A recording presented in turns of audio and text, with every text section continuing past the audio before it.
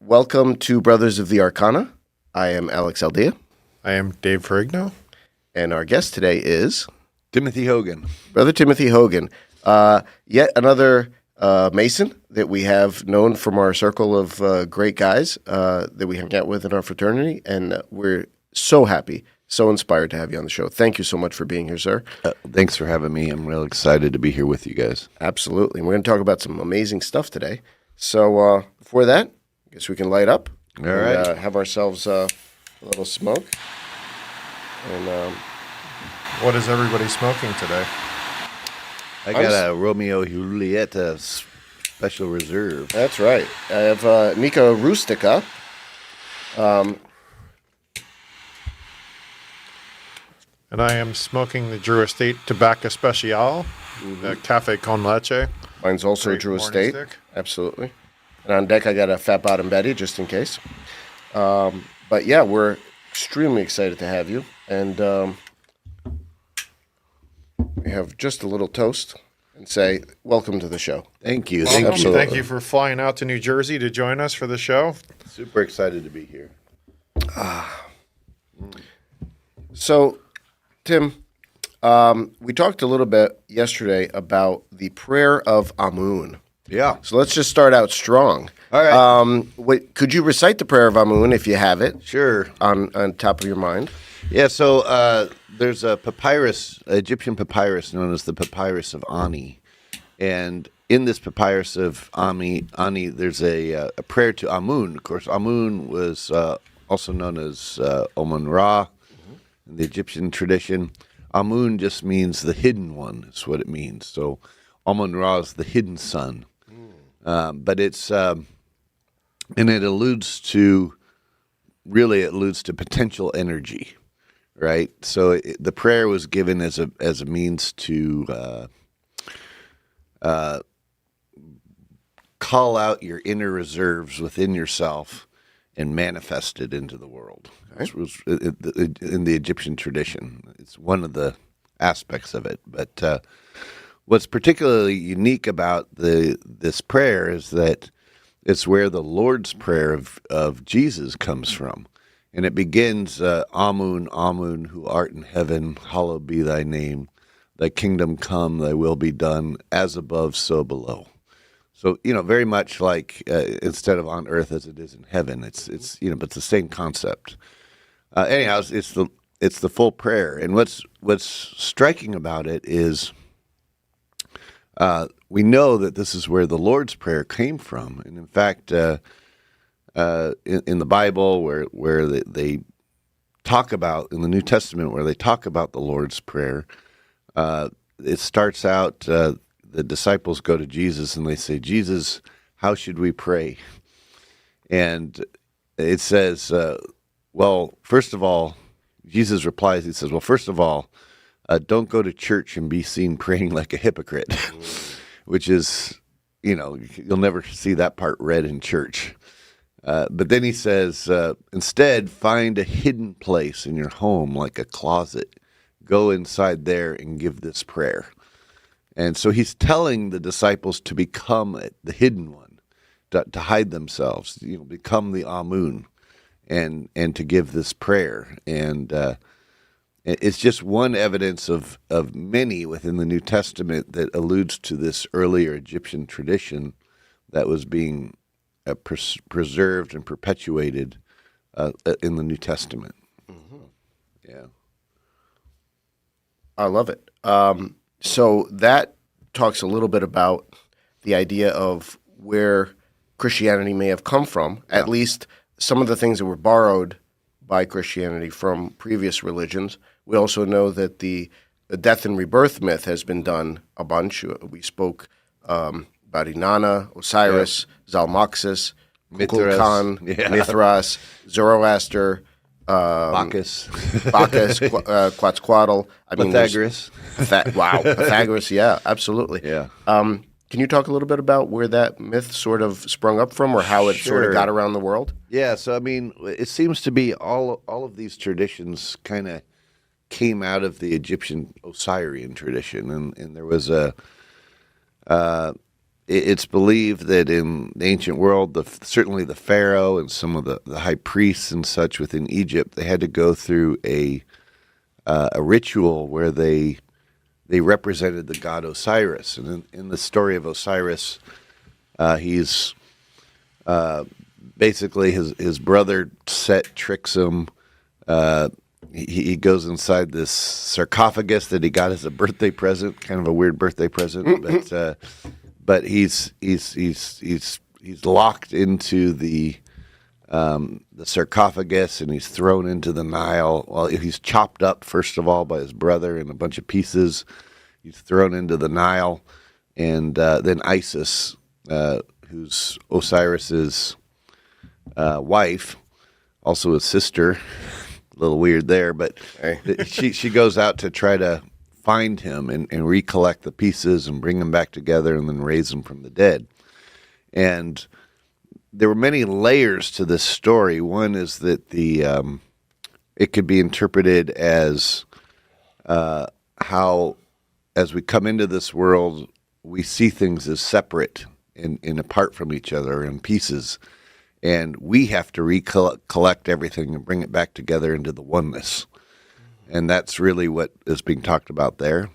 However, it also alludes to this concept of, it was believed that there was a pre-civilization prior to Osiris, or prior to Egypt, that was very advanced. It was a one world united, I don't want to say one world government, but it was a one world a system, where everyone was in communication with each other, and then something happened that caused it to collapse, where there were only pieces that remained, and those pieces had to be recollected to rebuild civilization again.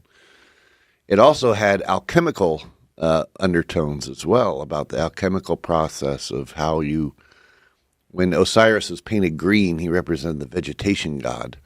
And in the alchemical process, you have to chop it up, the herb or whatever it is, up into pieces. And you have to put it through processes of digestion, which is really what being thrown in the Nile was about. And then distillation, which is Isis turns herself into this bird and flies around Osiris. And this was always a metaphor for turning something liquid and turning it into a gas. So it was flying up above the original body. And then ultimately, you had to calcinate down the remaining herb to extract out the salts. What does calcinate mean? Calcination just means to burn something down to ashes. So you are calcinating your cigar right now. So it was, but you had to go through these specific stages to extract out what you wanted out of the herb. And so the story alludes to this as well. And but this whole death and then raising process that had allusions in all these different ways you looked at it, could also be found in the New Testament. Obviously, people think of Jesus, but also there's strong evidence to suggest that the raising of Lazarus in the New Testament was an initiation rite. And the reason why we say this is because Lazarus in Hebrew is El Asur. Well, El in Hebrew means God, and Asur was the ancient Egyptian name for Osiris. So, when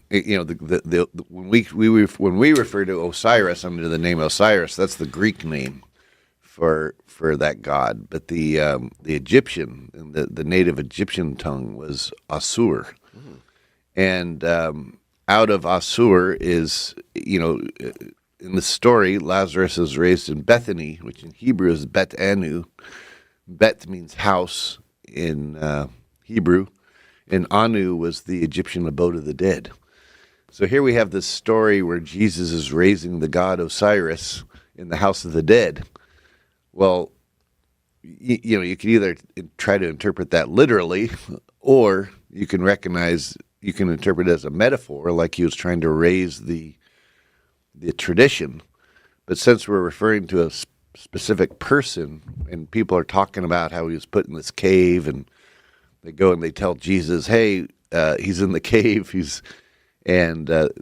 Jesus, instead of his response of saying, "Well, let's go get him right now," he says, "Well, how long has he been in there?" And they say, "Oh, he's been in this long," and he says, "Okay, we'll go get him in a bit."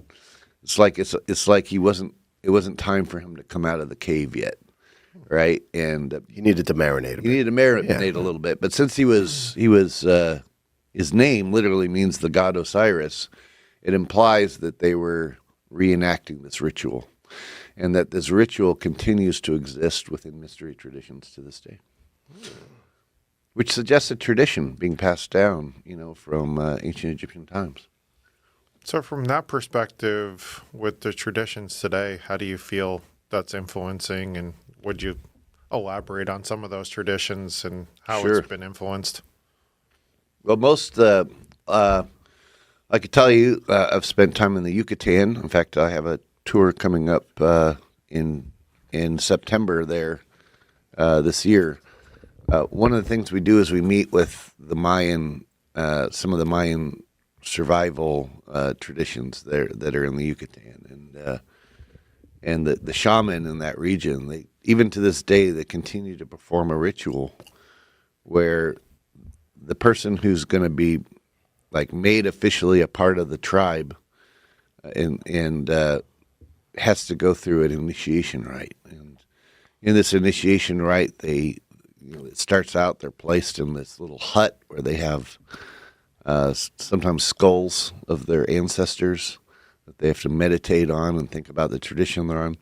Then they're led down to an area near the cenote where they have it's marked by equal armed crosses on the trees, and sometimes they also have to go before an outside altar that was based on the squared circle. It's a square platform with these circular arches that are folded up, made of vegetation, and then on the altar is incense, copal incense that they burn, which smells kind of like frankincense. And they also have an equal armed cross on the altar, and they bathe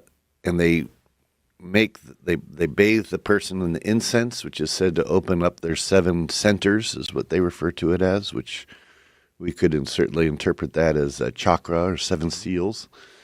After which they're brought into the temple space, where there are 4 altars directed to the cardinal directions, where they have to offer sacrifices of earth, water, air, and fire. And then they're led to a central altar where they take an oath, and then they symbolically kill the person. And he's put down, and the shaman then pulls this. He takes this fire from the altar, and he literally gets it to burn on his hand somehow without it burning his hand. Wow! And he passes this flame around to the other people in the tribe. And by the way, they're all wearing aprons, and he has an all-seeing eye painted on his chest, which is kind of interesting. And they, after which the flame is passed around and it goes back to him, he kind of extinguishes it in his hand, his right hand, and then he uses that hand to raise the person who has symbolically been killed back to life with a specific grip that's found within a number of traditions, including Freemasonry, and then that person is made officially a member of the tribe. Well, this is one example of many of this this death and resurrection myth, and that was similar to probably what we found in Egypt. Now, when I first saw this, I thought it was maybe like there had been some Freemasons or something that had taught the tribe this. But they actually took me to a museum that they had recently built in the jungle. They had they'd taken apart one of their pyramids to use the stones to build fences in the jungle for their territory, which is a sad commentary in itself. Sure. But in disassembling the pyramid, they found several artifacts inside the pyramid. One was a jade mask, one was a mortar and pestle, and then the other thing was they found all these clay figurines depicting these aspects of their ritual that they're still doing. And they've been able to carbon date these figurines, and they date to about 900 of our current era, which means that they didn't learn this ritual from any Europeans necessarily. But it does suggest that there was an earlier tradition going on, and it was being practiced on both sides of the Atlantic.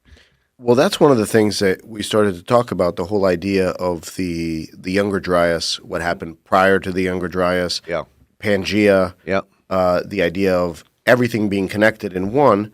And is it right or wrong? Because I've heard this idea of there's pyramids that are based all around the Caribbean because the Caribbean used to be much smaller and much more united, right? So Africa was united with South America, with North America, with Europe. And so they all of those so are there pyramids in North America as well? There are. In fact, the largest land pyramid in the world is at Collinsville, Illinois. It's near just outside of St. Louis, and it's called the Cahokia Mound. And it's a giant land pyramid. I suspect in the future, as they do more testing, they'll figure out there's actually a stone pyramid underneath it. Mm-hmm. That tends to be the what looks like these giant mounds is actually these ancient pyramids that just got covered up with dirt. Like if you were to go to Chichen Itza down in the Yucatan 100 years ago, it just looked like a giant mound. When they removed all the dirt, lo and behold, here's this incredible pyramid. And you see that other places too, like at Cholula down in Mexico. The largest pyramid in the world, actually, in terms of landmass and height and everything, is actually down in Cholula, Mexico. But most of it's covered in dirt right now, so it just looks like this big hill with a little bit of a pyramid on top. And on top of that, the Spanish built a chapel dedicated to Our Lady of the Remedies. And that's interesting. Our Lady of the Remedies. Think about that for a second. Yeah, so you can still hike up there to the top, and they have little elixirs that they'll give you, which are supposed to help with your health. And as you're hiking up there, now there's all kinds of new agey people up there that'll read your aura, whatever, as you're hiking up there. But it's the largest land pyramid of the world, and it's down in Cholula, Mexico. I mean, I'm surprised whenever I look at a bottle of Cholula hot sauce.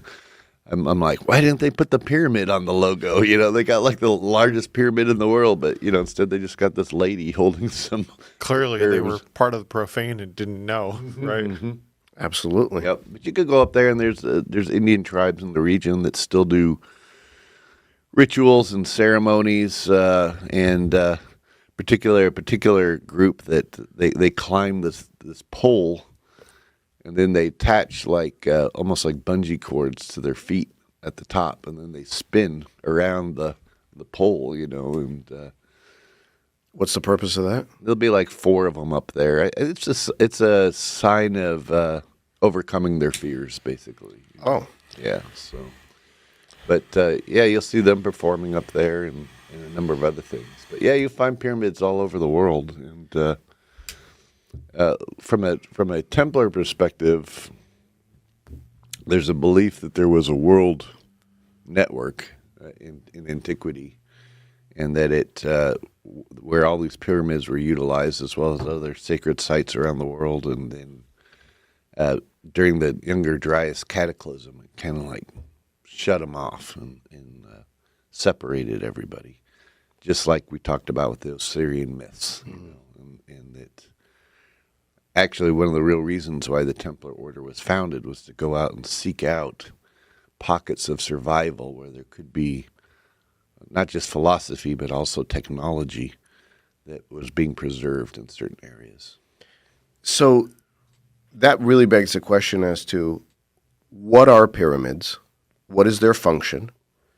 Do they work? And can they still be made to work? Yes. So if you go on top of the Great Pyramid in Egypt, for example, which is this massive structure, it's 2 million stone blocks, weighing anywhere between 3 and 70 tons. If you go, because of the weight that's placed on them, they're piezoelectric. What does that mean? It means that because of the pressure, they actually produce an electronic charge to them. And being in the middle of the desert, they just build up static electricity naturally. So you can go to the Great Pyramid, and now the Egyptian authorities won't let you do this anymore. But if you were to climb on top of the pyramid and be at the top, and you were to take a wine bottle and you just put a wet rag over it and hold it up, sparks will start shooting off of it from the buildup of static electricity just from the area. Well, if you were to take that and you were to put a capacitor in the Great Pyramid, like say in the King's Chamber, in the sarcophagus, if you were to put a capacitor in there with like a superconductive substance, what it'll do is over a period of hours or several days, it'll just start to build up an immense amount of electricity that just will then start to shoot out of the top of the pyramid eventually, and it will start to be broadcast into the region. And this is really what Nikola Tesla was trying to do with his Wardenclyffe Tower, where he was just trying to build up the electricity from the Earth itself and broadcast it out. If you do this, all you need is a receiver then to pick up on it. You can literally plug it into the ground, and you could run things off of it. Eric Mattson talked about exactly this, and he said how simple it really is. You just need a copper wire, basically hook it up, ground it, and you're able to tap into the ionosphere. That's exactly right. And you would have, so the Earth itself has natural electromagnetic lines of force around it that are now referred to as ley lines. This is where you find a lot of monuments and pyramids and everything built on that. So if each one of these pyramids had one of these capacitors in it, what it would do is it would just broadcast this electricity along these electromagnetic lines of force around the planet. And then you'd have this world grid of electricity that would not only would you be able to tap into it for electrical purposes, but what that does is it also starts to break down the nitrogen in the soil, which is natural fertilizer. And so it actually causes things to grow more. And it could affect weather patterns too, actually, which are, clouds are basically like giant magnets. And if they have poles to them. And if you have this electromagnetic system going around the planet, what it would do is it would regulate cloud development and moisture. And basically you'd have a huge terraformed planet that was you could actually control by turning on and off these capacitors at different parts of the planet to move weather around and we think this is probably what they were doing in the past, right? I mean, it allowed them to. The Earth was like a paradise in that regard, and where they could grow things no problem. They had electricity, and they could control the weather, and it sounds fantastic to us today, but this is literally what you would have. And when the cataclysm happened, which we now call the Younger Dryas impact event, which was placed exactly at the time that Plato said Atlantis fell apart, it just turned it all off. And we kind of went into this, the Earth became a wasteland. That's really what the Grail legends are about. With the Earth becoming this wasteland, and you had to search for the Grail to reactivate it again, and so here's where we are today, So, but I think the technology is still there; it's still possible. We can still reactivate this. but it would take us building these very simple capacitors made out of precious metals, platinum metals, and wood, basically, Sure. different layers of them, and we know what the superconductive substance is as well. It's just monoatomic platinum metals, which we can extract out of everything, particularly salt water, and we could reactivate this grid. So you mentioned the Templars going out and kind of searching for survivors. Can you just elaborate on that? Obviously, Yeah. with the young Adrias, it was roughly approximately 12,900 years ago. If you could just kind of elaborate on what they were searching for when they went out to find those survivors and artifacts. Sure. So the Templars largely came out of Gnostic families in southern France that were preserving traditions of what the philosophy and the idea of what the technologies were prior to this cataclysm, prior to this flood. They already knew that there were other Gnostic traditions out there. So if you look at, there's a Templar rule from the 1200s known as the Rule of Comforted Brothers, and in it talks about the different groups out there that the Templars had fraternal relations with, shall we say. And, they include people like the Bogomils of Bulgaria, the Albigensians of southern France, it goes on and on. It lists about 12 different groups. The Druze of Lebanon. The Brothers of the East? The Brothers of the East, yeah, Constantinople. And so it lists all these different groups that the Templars are supposed to have special associations with, and that they're supposed to exchange this special hand grip with and give certain signs of recognition. And then these people are supposed to be recognized within the Templar temples. And if they're fearful, they're to be led through underground passages. And even given the consolamentum, which was the very fact that the rule says that the Templars could give this consolamentum. What the consolamentum was a ceremony or a ritual that basically ensures that you're done reincarnating. It suggests that, with this ritual, you no longer have to reincarnate anymore unless you want to, which suggests that the Templars believed in reincarnation, which is something that is not normally widely talked about, but it says there's these groups and they're supposed to seek them out because they're preserving the philosophy and everything from this tradition. So this is what the Templars did. This is where they started out. But being a Gnostic tradition, they recognized that the sacred, what was within the tradition they referred to as the sacred flame, was within everybody. And that everybody has or was not? No, was. Yeah, there's a seed of God in everybody.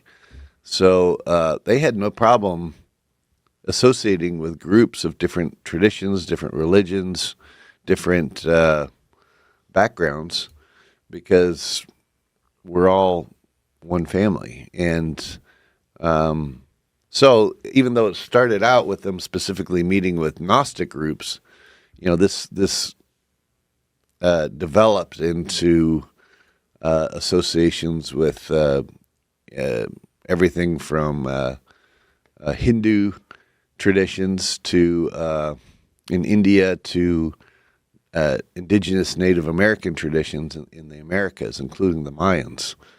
So it was very easy for them to get along with other groups and to start to understand their philosophies, and also then talk with them about technologies that they may be preserving. And the Templars just tried to gain this information and bring it back to Europe to help get us out of the Dark Ages and bring us into the Renaissance, really. Why was it important for Europe to advance in that way and not Asia or Africa or other places? Well, I mean, the Templars were coming out of Europe, so they were just trying to develop the home base, base, if you will. Later, it could be argued that one of the things that the Templars were also very obsessed with was the idea that because the sacred flame was within everybody, the sacred is in that the seed of God is within everybody, they believed that people needed the freedom to explore that and to be able to make mistakes and to learn from their mistakes in order to develop themselves into their full potential. And so Templars were very, very much concerned with individual freedom.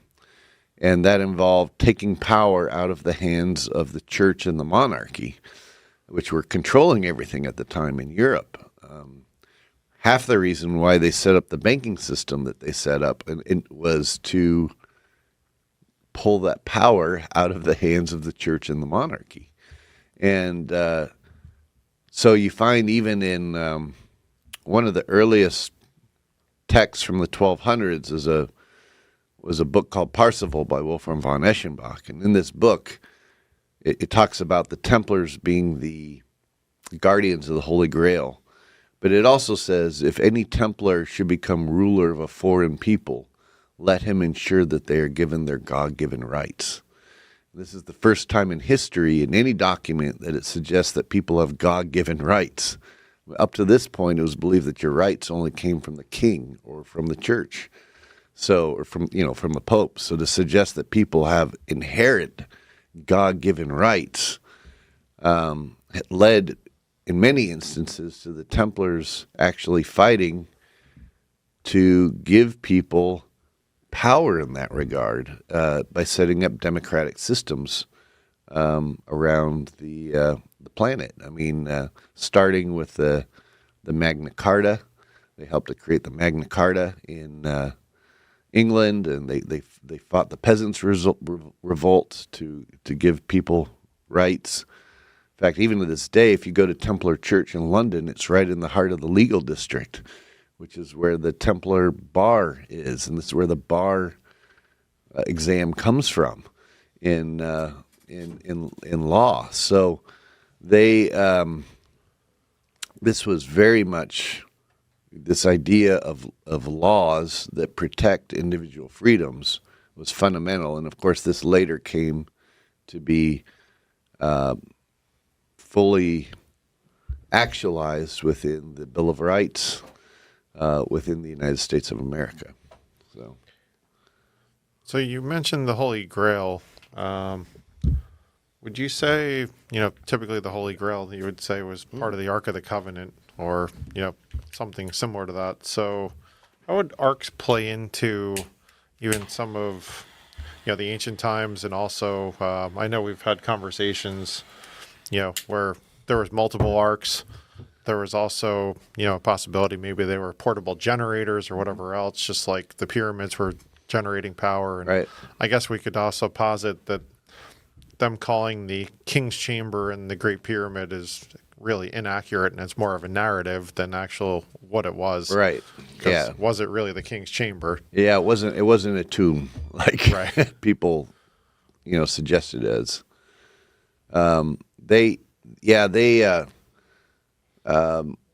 Templars have, I will tell you, since for the last 1,000 years, they've been doing initiations in that King's Chamber.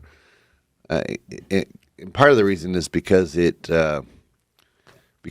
does build up all that energy. That pyramid does build up all that energy. It's like a lens for the planet that just focuses all that energy. So if you perform certain initiations inside that pyramid, and it's built with resonance in mind. So if you do the right things, you can very easily cause someone to have an out-of-body experience within there.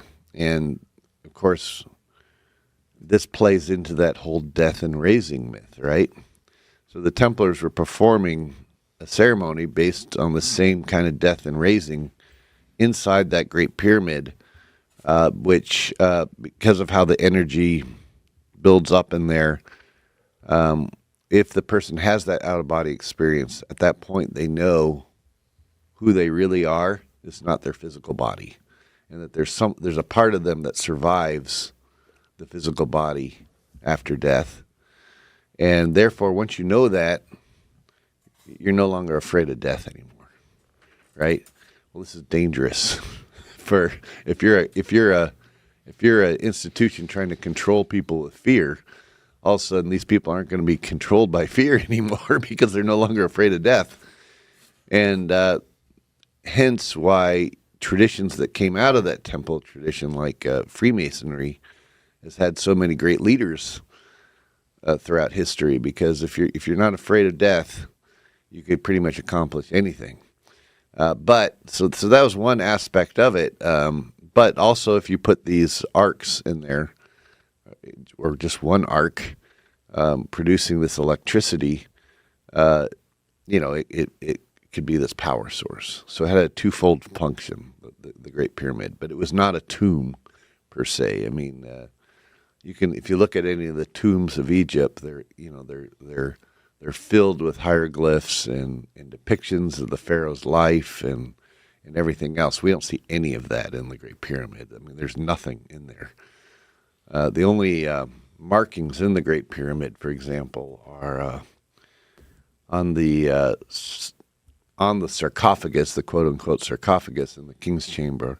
There is a carving of an Alpha and an Omega, but that was done by Templars like 1,000 years ago. So now so it sounds like a pyramid is a power source, and it's a power source, and I've heard it spoken with, and you spoke about the Kebra-Nagast when we were chatting about possible flying ships. Yeah, sure. So there's something to be said, and I think Graham Hancock said it about these pyramids being much older than the Egyptians, possibly used by the Atlanteans to power flying ships through the ionosphere. And again, Eric talked about that in our first podcast to some extent. What about the other two pyramids on the Giza Plateau? Do they also function in the same way? They do, and there's sarcophaguses in them as well. Smaller ones, but they're still there. And those three pyramids on the Giza Plateau, of course, they line with Orion's belt. And Orion was, according to the Egyptians, was the god Osiris. However, if you go to other parts of the world, like Teotihuacan in Mexico, outside of Mexico City, there are also three pyramids, and they are also aligned with Orion's belt. There's also pyramids in China in the Xi'an region that are, again, also aligned with Orion's belt. You go to Cambodia to Angkor Wat. The main structures there are also aligned with Orion's belt. So we're seeing a pattern around the world pointing to Orion. Now, let me ask you this, because obviously constellations change over time. They're not aligned with Orion's belt now. They're off a little bit. They're off, right, because everything changes. Right. But at least as far as the ones in the Giza Plateau, they were aligned with Orion's belt right around the time of the Younger Dryas period. Yeah, correct. Right. Yeah. They were aligned perfectly. And in fact, the only times we find that is, so that was during the age of Leo. And, each zodiacal age is a little over 2,000 years.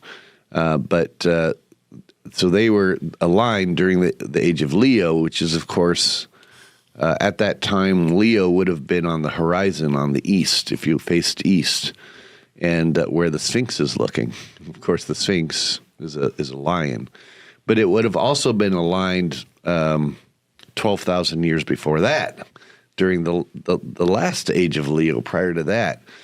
And there's some indications, actually, that the Giza Plateau, if you factor in all of the major temples and everything else, the only time it would have been perfectly aligned was 36,000 years ago.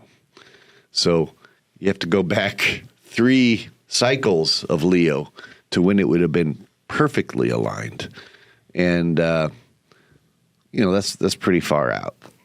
Now, are we positing on some level that, and I love this word positing, you started me on this and now I'm just going to use it. Let's just roll with it. You just roll with it. Are we positing that all of these pyramids were created around the same time in that 36,000 year period, or were they set up? I mean, if they're all, they could have been set up during that time and then built gradually over time. I'm under the opinion, and this is just my personal opinion, that they were all hearkening back to this period just before the Younger Dryas.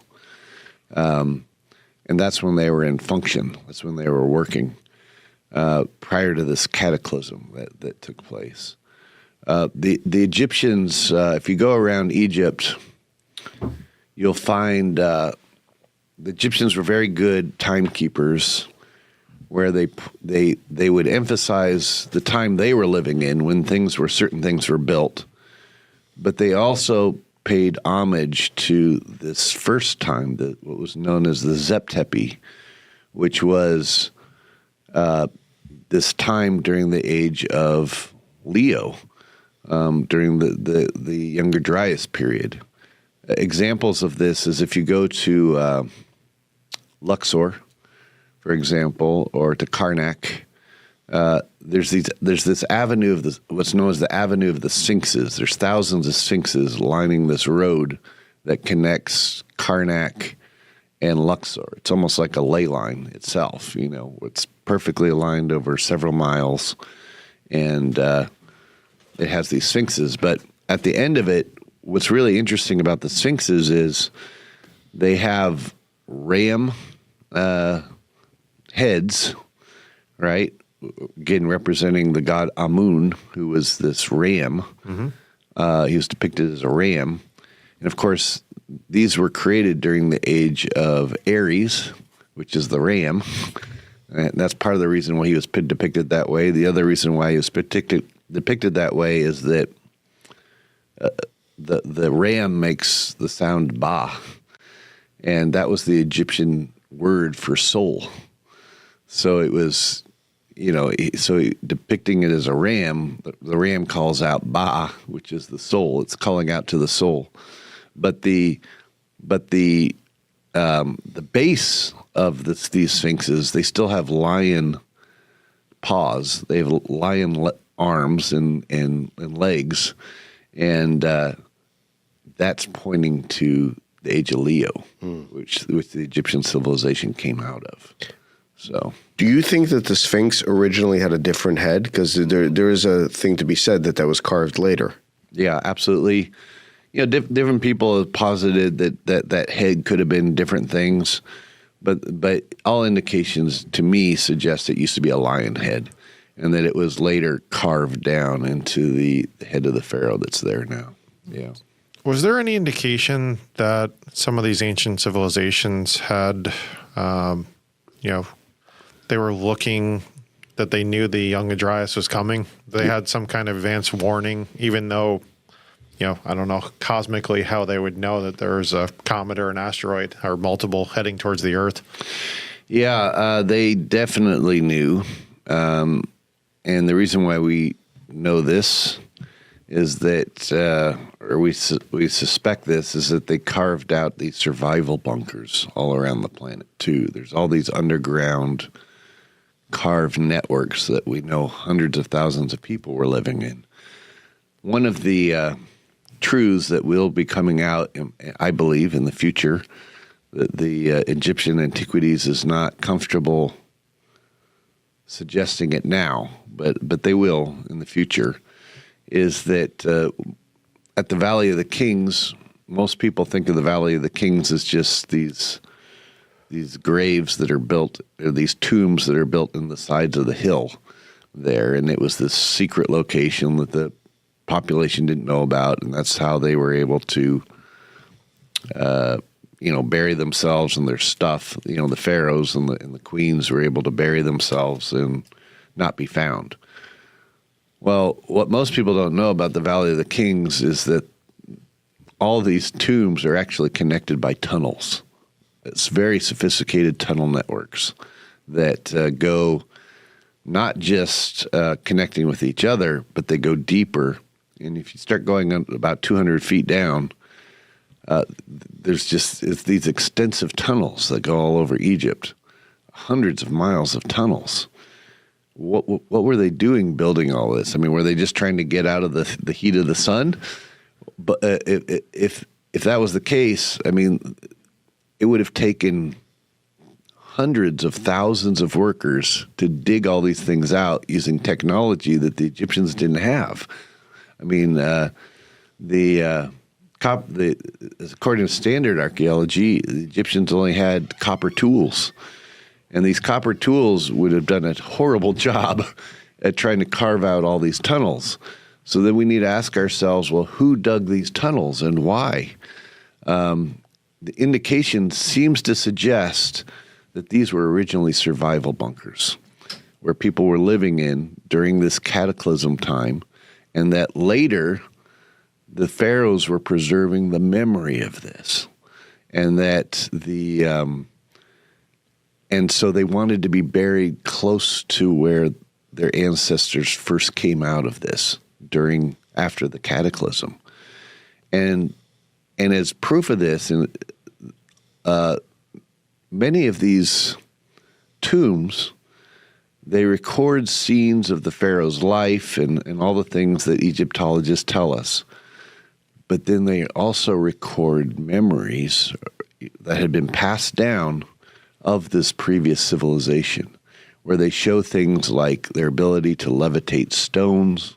They show things like animals.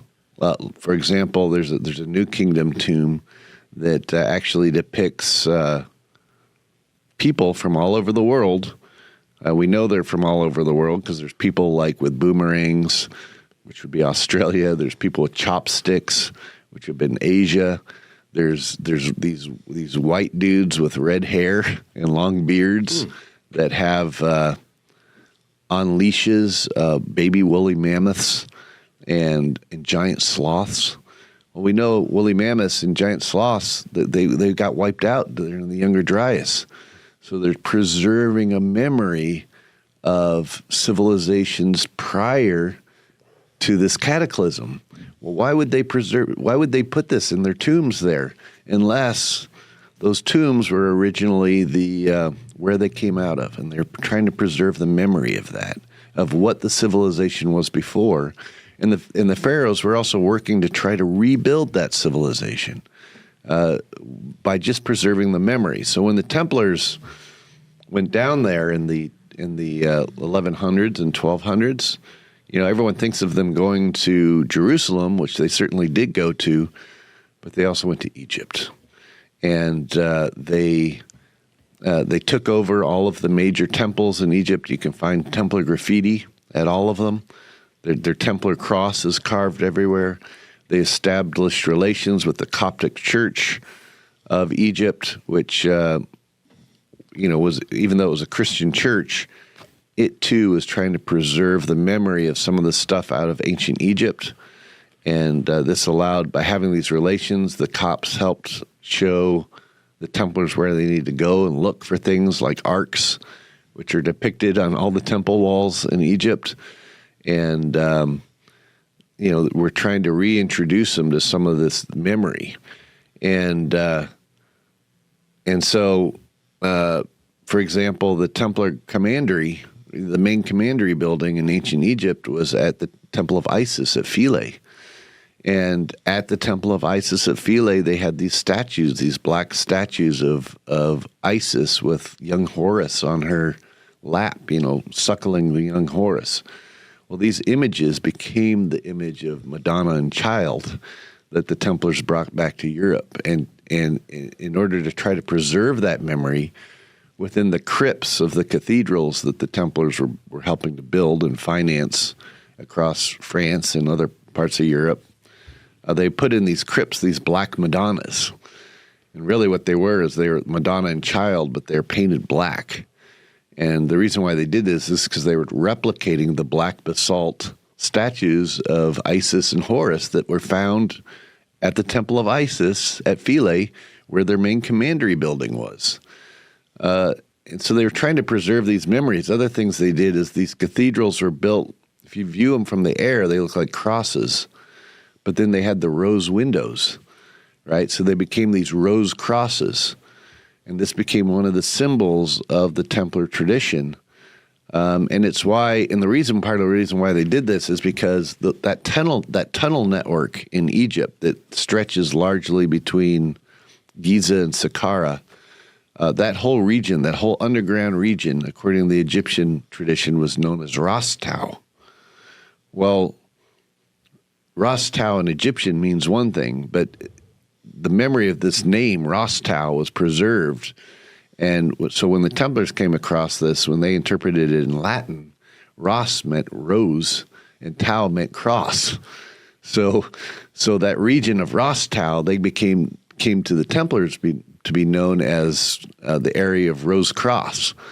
And so to preserve that memory, they tried to preserve it on the cathedrals, and they adopted the symbol of the Rose Cross, and they, that later became associated with what was to be known as the Rosicrucian tradition, of which the Templars, underground Templars in Germany, created. So, it's all there once you know what you're looking at. It's just people aren't used to interpreting it that way. So from the cathedral structure, like Notre Dame as an example, I know you alluded to there's actually a lot of symbolism within that most people don't recognize because they think they're just going to a church. Do you just want to elaborate on that? Yeah. So part of what the Egyptians did is they tried to build the cathedral. Or, I'm sorry, what the Templars did is they tried to build the cathedrals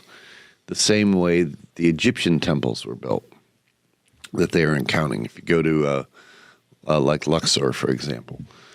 The way that they built these temples is they made them like human bodies in stone, so that the different parts of the temple represented different parts of the human body. So there was a relationship between the as above, so below. They were also aligned with certain constellations, again, particularly Orion, which was associated with Osiris.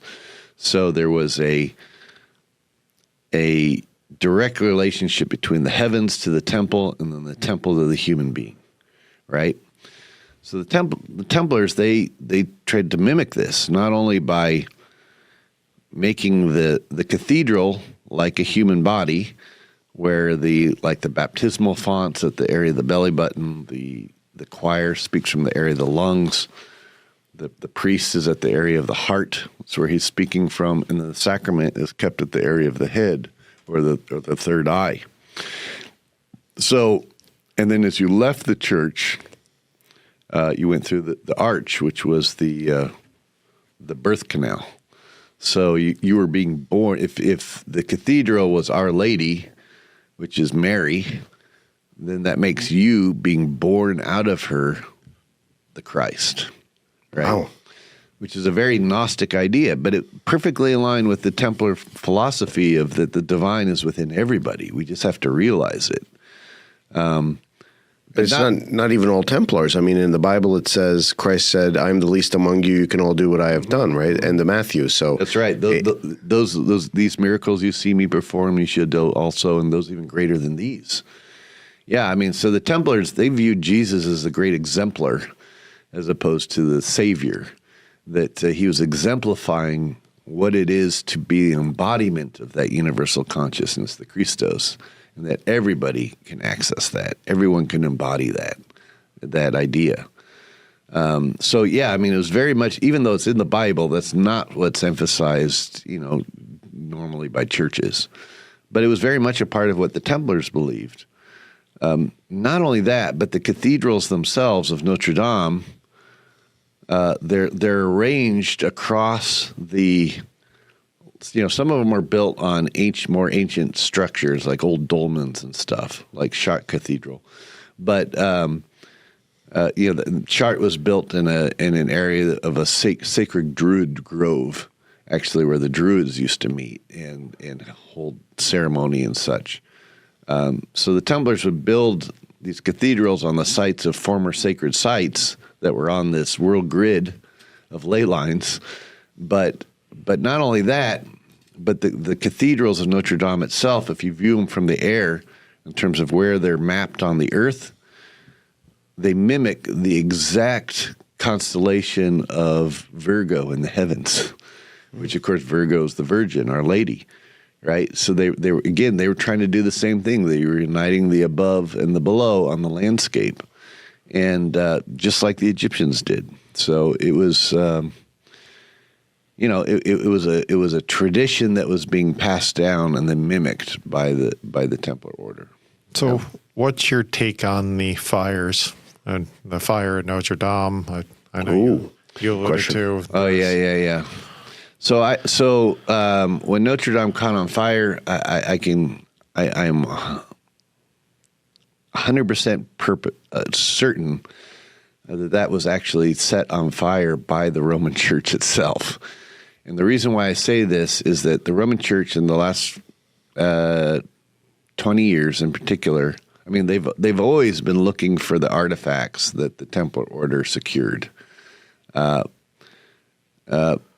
There was indication that some of these artifacts could be buried within the cathedrals themselves that the Templars helped to finance and build up.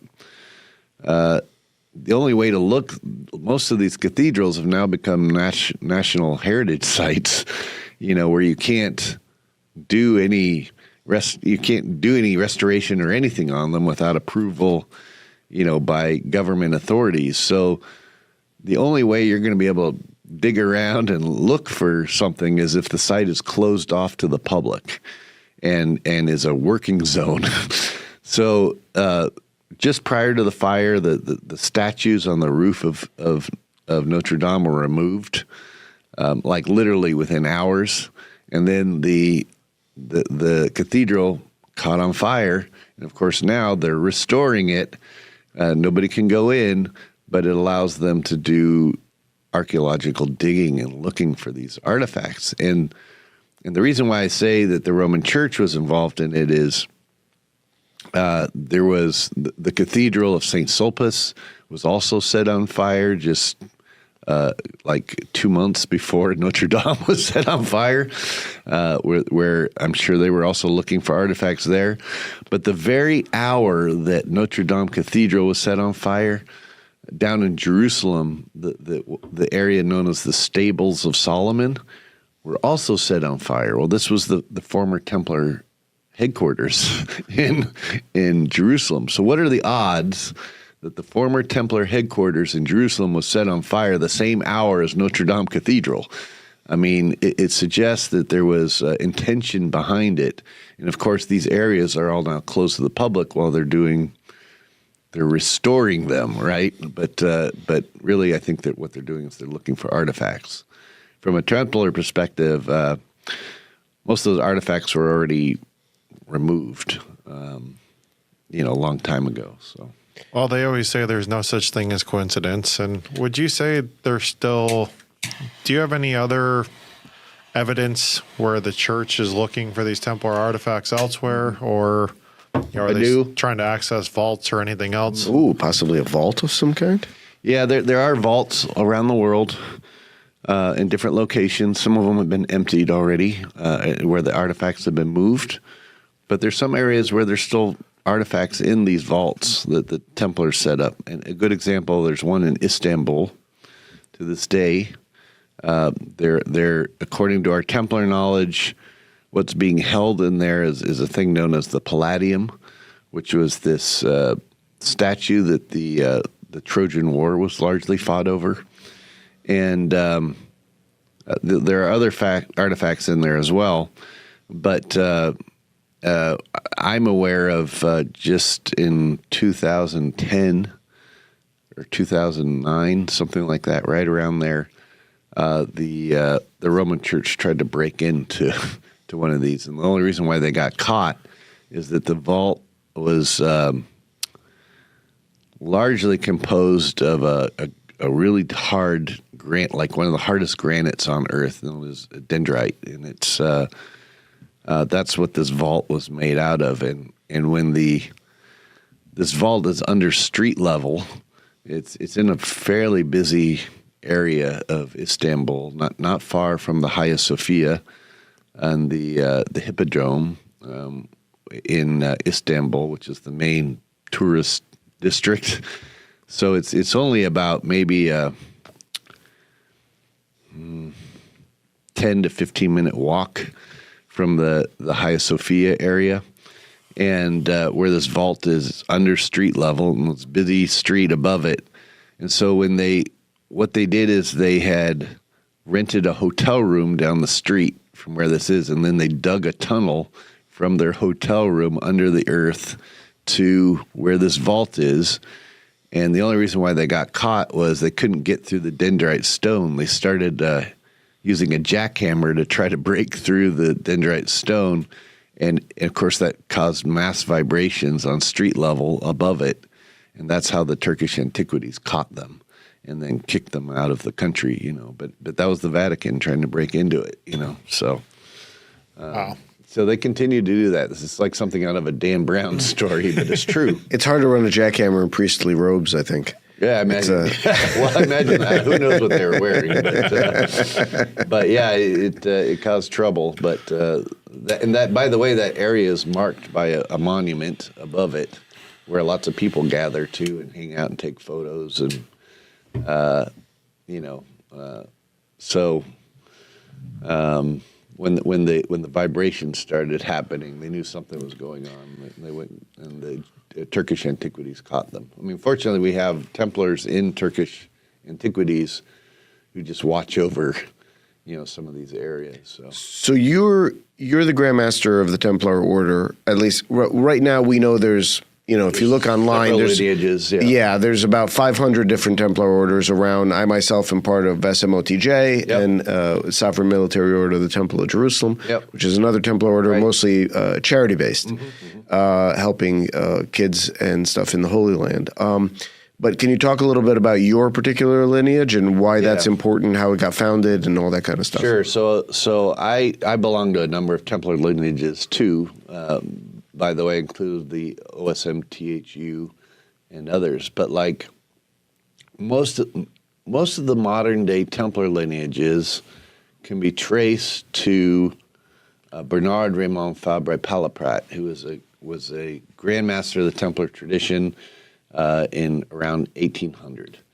He was a guy who was actually Napoleon's personal physician, and he was the one who came forward with what was known as the Larminius Charter, which was a charter he actually came forward with the translation of the Larminius Charter. The original was deposited in the National Archives of Paris and then disappeared. But it was written in a Templar cipher code, and some people have said, oh, well, they've looked at the translation of this and noticed that the Latin was too good for it to be legitimate. So they said, oh, this isn't legitimate. But actually the translator of the Larminius Charter, he standardized the Latin as he translated it. So, to suggest that's the reason why the Larminius Charter isn't real is a bad way to dismiss it, just because you're reading the translation and the person standardized the Latin on the translation. That doesn't mean the original didn't have bad Latin, back in the day. But this Larminius Charter, it traces when Jacques de Molay was in prison in between 1307 and 1314. He composed this charter, basically giving authority to Jean-Marcus Larminius to take over as Grand Master. And that's what this charter shows, is who's the Grand Masters up to 1804. And with Bernard Raymond Fabre Palaprat. So this document, which has now disappeared, there's a copy of it, of the translation of it, at Mark Master Hall in London, actually. But it's not the original. The original, it was deposited in the National Archives of Paris. We have the receipt of who it was given to, but it disappeared shortly thereafter. Shortly after 1804, by 1830, there was unrest in Paris, in France. There was Napoleon III had come to power, and there was the grand body at the time wanted some of the different preceptories and commanderies around the France to turn in some of their archives to them. And some of these bodies decided they didn't want to do that. And it led to a schism, and that schism then led to different Templar lineages, and of which several exist to this day. The one I represent, the Order of the Temple of Secret Initiates, is like it's kind of like a United Nations body in a way, that where these different Templar lineages all meet within, and that's what I run. In conjunction with that, we also form the Templar Collegia, which is like a pre-study body to get people up to speed on these mysteries prior to being knighted. And we'll share the website to that. Dave and I are both members of it, and we're very excited to be so. We read the first codex. We skimmed it, but we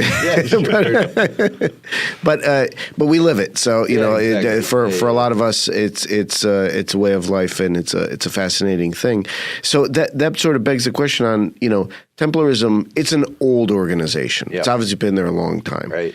These are modern times. People are running around. They're very busy. They've got a lot of things on their minds. There's all kinds of things happening. What is it about the Templars that makes it relevant to the modern day? Well, one of the things is, first of all, a Templar, you have to remember, is a warrior monk, mm-hmm. right? Which seems to be this contradiction, right? How can you be a monk and also a warrior? But from how we apply that modern day is look, we on the one hand, you can engage in your spiritual practice, your spiritual study, your home study, whether you're studying books or you're engaging in meditation, you're doing rituals for the benefit of the world, for yourself, but also for the world. And so that's on the one hand, that's the monk side of it, and the initiations, the ceremonies. These are all part of the monk aspect of it. But we also have to live in a modern world, right, where we have to go to our jobs. We have to engage in the politics of the day. We have to deal with the world events that affect us, and it takes a warrior energy to engage in that, right? So it's what it really is it's speaking to how do we live in the modern world and deal with all the stuff we have to deal with while at the same time doing our spiritual practice. And this is what makes us modern. Warrior monks, right? Which is a Templar.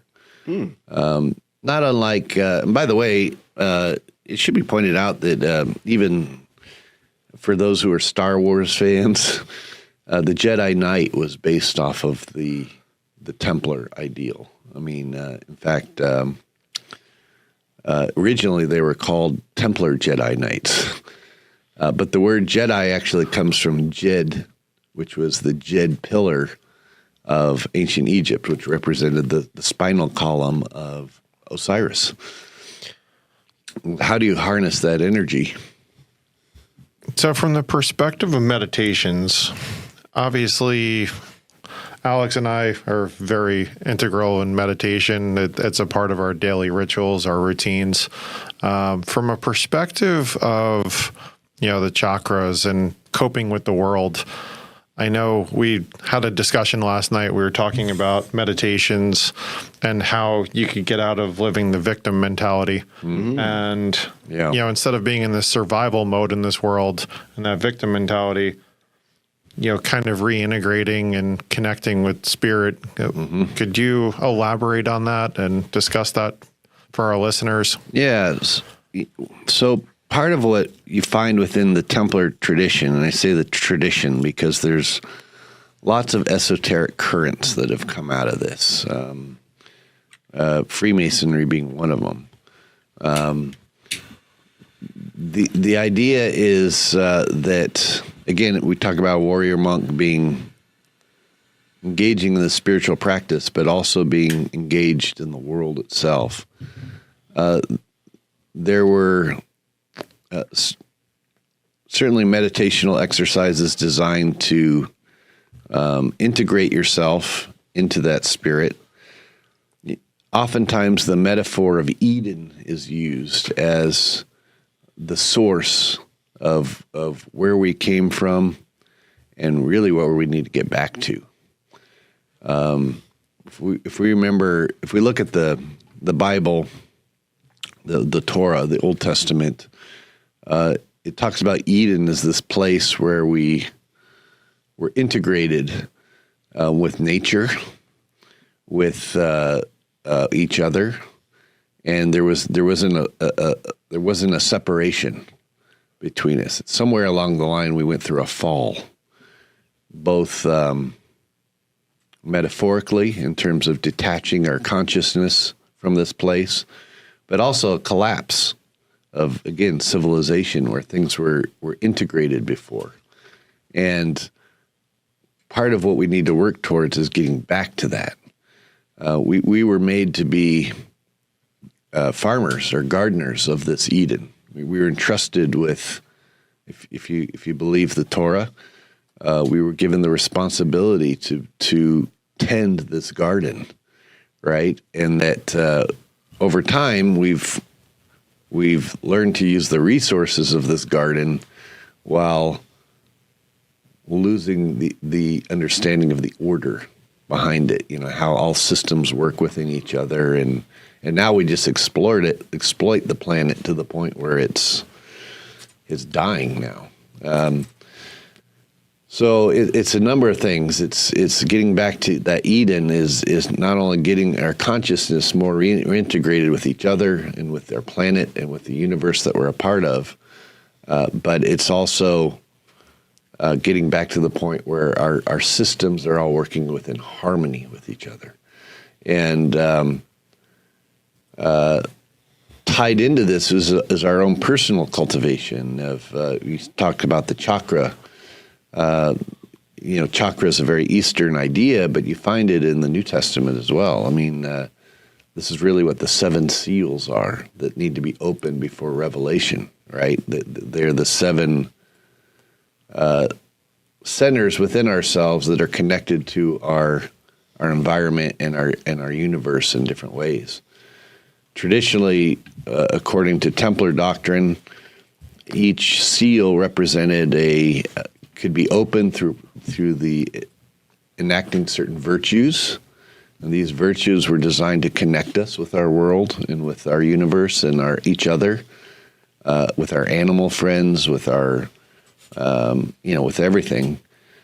And then there are certain vices that keep us closed off and keep us in a selfish place. And of course, the 7 virtues were traditionally associated with what are known as the 3 heavenly virtues and the 4 cardinal virtues. The 3 heavenly were faith, hope, and charity, or caritas, which is the extension of the heart. And the 4 cardinal virtues were were prudence, temperance, justice, and fortitude, right? And these things get closed off by what are known as the 7 deadly sins. So, lust can be overcome by prudence. Gluttony can be overcome with temperance, and so on and so forth. So by enacting these virtues, we're actually opening our consciousness up to being in harmony with each other in our universe. Ideally, by opening up all these virtues and by connecting ourselves more,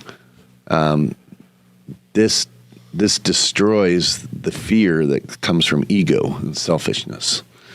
And when you do this, as soon as that fear is overcome and we are open to this higher consciousness, that's where gnosis is allowed to manifest, which is divine experiential knowledge, because we're in harmony with that universal consciousness. And it's based on the idea that we're actually living in a sea of consciousness of the Creator. From a esoteric standpoint, if we accept that there's a Creator that created all that is, if he was, or she, or it was all that existed, the only way it could create is within its own mind, which suggests that all of our creation that we perceive as real and physical and everything is just the mind stuff of the Creator that exists within the mind of the Creator. And hence why it's infinite. You know, we look out at the stars, we look out at our universe, and it just goes on and on and on and on and on. It's because it's all within the mind of the Creator. And it's only when we wake up to this that we can perceive, higher dimensional reality and get closer to the Creator itself. And while this sounds very esoteric, our modern physicists, since the beginning of the 20th century, have all said the same stuff, that we are living, what we perceive as real is just made up of mind stuff. And that because we also have a mind, we can interconnect with that and attune with that in a way that can actually transform our reality itself, which is a very profound statement to make. I mean, our thoughts, it suggests that our thoughts are literally creating our reality around us.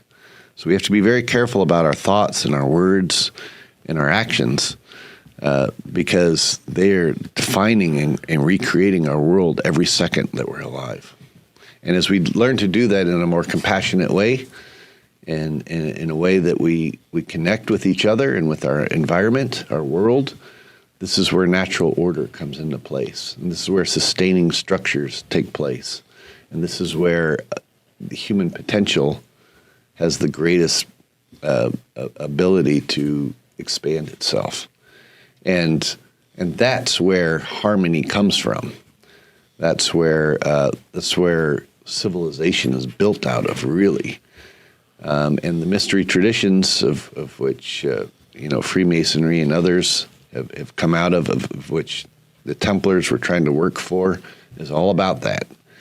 And the more we wake up to that, the more harmony we're going to have on our planet. So could you take us through the chakras if somebody's not familiar? Yeah.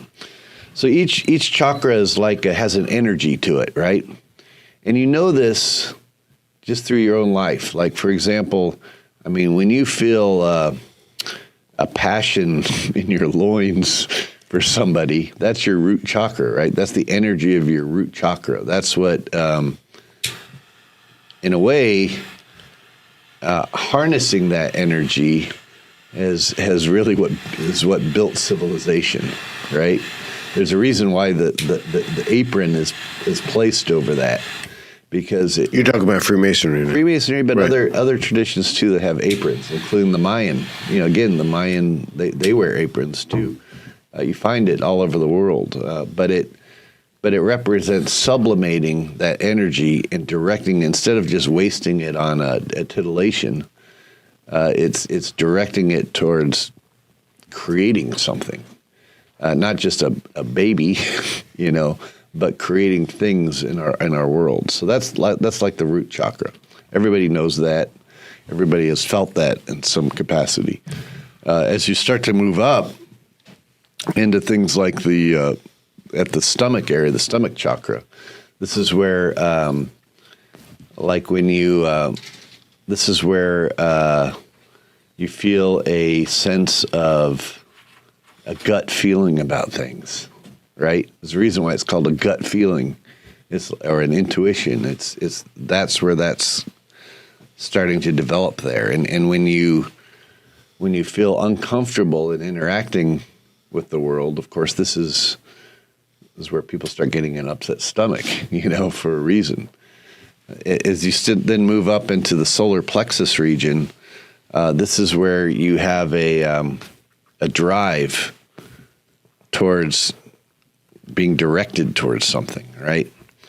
And everyone's felt that feeling like right there, right? Where it's like you just know something, and and you're being directed. That's that solar plexus chakra. Then you start to move up into areas like the heart chakra. This is where you feel the love and the connection with people. You feel the intuitions of higher consciousness speaking to you on a really a conscious, not just a conscious, but like a level where we are, we feel connectedness, right? And everybody's felt that feeling too. These aren't, far out ideas. That they're natural feelings, but they stem from these areas, and this is where these chakras are. You move up into the throat chakra. This is where you feel, for example, if you've ever felt like saying something, but you're not able to because someone else is speaking, and it's like you can almost feel it right there in your throat, and you're waiting to speak, right? That's that throat chakra. That's the energy expression of that region of your body.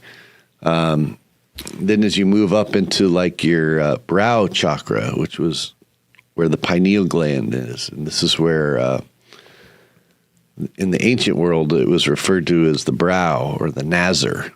This is where the word Nazarene comes from, actually, or Nazarite. It wasn't from the town of Nazareth. It was meant one whose brow was open. Anyhow, and you see this being depicted all over the world. Within the Hindu tradition, certainly that's the reason why they put the dot there on the forehead. Or within Jewish traditions, you'll see like a little box being put there that represents, this tying into this greater mystery. You find it represented in different ways all around the world, but it's this is the area where you have perception. You're tapping into the deeper nature of something. You're attuning, right? You're able to focus in on something and attune with it. And everyone has felt this too, but this is this brow chakra. And then ultimately it goes up to the crown chakra, the top of the head, which is like the power source or the connectedness to everything. This greater sense of belonging that you feel when it's an enlightened feeling, or sometimes when you have a revelation of some deeper truth that just kind of blows you away. It's right there. It's felt at the head, So these chakra, we've all had experiences of it, but they're rarely all open at the same time. The goal is to move that energy up in attunement with your environment to the point where then you're connected with it all. And when you're fully awake, that's how you can act in harmony with the world around you. I mean, there's no way you're going to do something at that point that is contrary to natural law, because you're completely tapped into natural law. And it's and that's where ideally that's where all laws and everything else that are designed to keep us in harmony with each other, that's where it's developed from. So what do the pedals represent and the frequencies? And obviously we're trying to raise our vibration by meditating and harmonizing these chakras. Yeah, so within Eastern tradition, they refer to, they say that each of these chakra have certain pedals, which represent almost like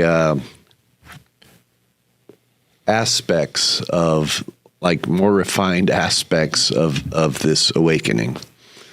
And the first 6 chakra have a total of 144 petals, and then the final chakra, which represents this having like thousands of petals, because it's connected with everything, and it's like the powerhouse. So if you times the crown chakra with its thousands of petals times the other 144 petals that on the 6th chakra below it, you get a total of 144,000 chakra. And this is really in Revelations where it talks about the 7 seals being open and the 144,000 being saved. It's not referring to 144,000 people. It's referring to this 144,000 extensions out of ourselves that connect us with our environment. So it's a totally different spin on what Revelations is really about and how people interpret that. But with each opening of each chakra or each psychic center or each seal, your old perspective of the world dies away and your new perspective of the world opens up. So, whereas, and at that point, Earth is no longer a prison planet that's keeping us here, but rather it is opening up into what was referred to as a new Jerusalem, or a new heavenly state of perceiving things. Heaven is right here, right now. We just have to open our eyes to it and be in harmony with it. Tied in with Revelation is also, Revelations is divided into 22 chapters. Each chapter corresponds with one of the 22 Hebrew letters, which is said to be associated with different parts of the body, right? So with the opening of those 7 seals, those 7 chakra, not only are you awakening, those 144,000 potentials, but you're opening up those 22 parts of the body that correspond with those 22 Hebrew letters. So you're becoming a fully actualized, awake human being in harmony with the energy potentials of God's consciousness, which is a profound statement to make. But it's the destiny of each one of us to do that. But it takes intention and motivation and you have to mean to do it. It doesn't just kind of happen in itself. I mean, it can in aspects if you just happen to, be attuning with something without realizing it, or practicing virtues in such a way that's connecting you with your world. But when you do it intentionally, one of my teachers used to say, pure motivation should be your constant mantra. Everything you're doing in life, do it with pure motivation. And in doing that, we're actually opening ourselves up.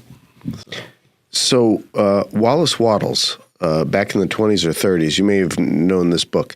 It's called The Science of Getting Rich. So, while he's talking about money in particular, I think that concept relates to a larger thing. So he introduces the concept of thinking substance, a force omnipresent, he calls it, that can shape itself into any thought or form through the process of thought. This substance permeates everything in the universe. So in other words, he said the universe is made out of a thinking substance. And this gets at the idea of basically, are we living in a matrix or are we not, right, of a sort, right? Right. So, everything, if you can tap into that substance, you can think it. Mm-hmm. And through your thoughts and probably feelings, putting it out into the universe, you can manifest the things that you're thinking about, which I think goes right to what you're talking about. Yeah. Could you talk a little bit about the law of attraction, the law of vibration, sure, how those things work, and how folks that are interested in growing their vibration can tap into that? Sure. So in the ancient world, the same concept was referred to as ether. This is really what ether was. It was an all-binding substance, like the Force in Star Wars, that things manifest out of. It's incidentally, from a physics standpoint, when quantum physicists, and I hate to use the word quantum because it's like this catchphrase now that you find in all these new age traditions, but realistically, when they first started looking at subatomic particles, right? This is before we knew about quarks or muons or any of these things that make up the particles of the classical electrons, neutrons, and protons. But when they started trying to find subatomic particles, they ran into a problem because any subatomic particle they can conceive of and they started looking for, they found. So I'm going to say that again. Okay. Every subatomic particle they could conceive of and they started looking for, they found evidence of. As a result, they started finding hundreds of subatomic particles, right? it suggested that what we thought of, we were creating. Well, this is a real problem, right? If you're trying to create a science to study subatomic particles, because everything you can conceive of, they were finding.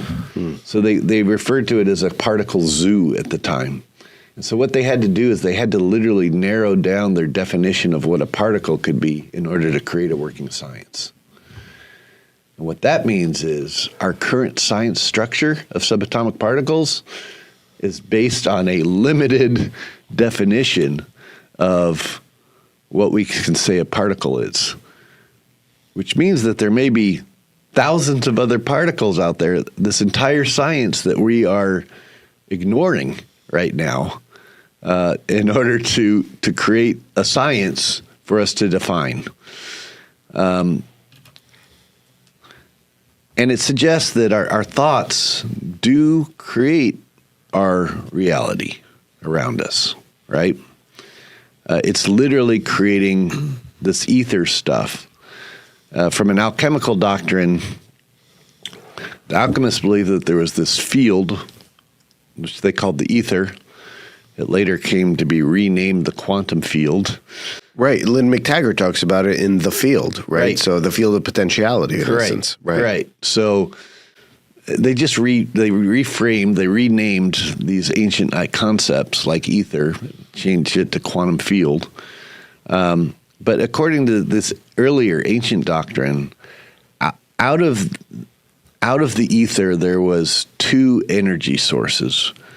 Let's put it this way. One was known as nous, which just meant mind, universal mind. It was one polarity. The other polarity was known as spirit, which was just energy potential. And as mind interacts with energy potential or spirit, that's what gives birth to form. So the alchemists were trying to create a science based on how do we take energy potential, mix it with mind to form things out of matter or to shape matter itself. Because if it's all mind stuff, it can all be shaped. It's just vibrating at different rates. You change the vibration, you can change the matter, right? Because that's the only thing that separates one thing from another. But if it's all mind stuff, it's just how do we change that vibration? And some of that vibration can be changed through our thoughts. We see this in experiments like, I can't remember the scientist's name, but he was taking water and he would infuse the water with different thoughts, and then he would freeze it, and he would get, thoughts that were associated with positivity, connectedness, with love. They would form as these beautiful crystals, right? When you looked at them under the microscope, when you froze the water. Thoughts that were negative or like destructive or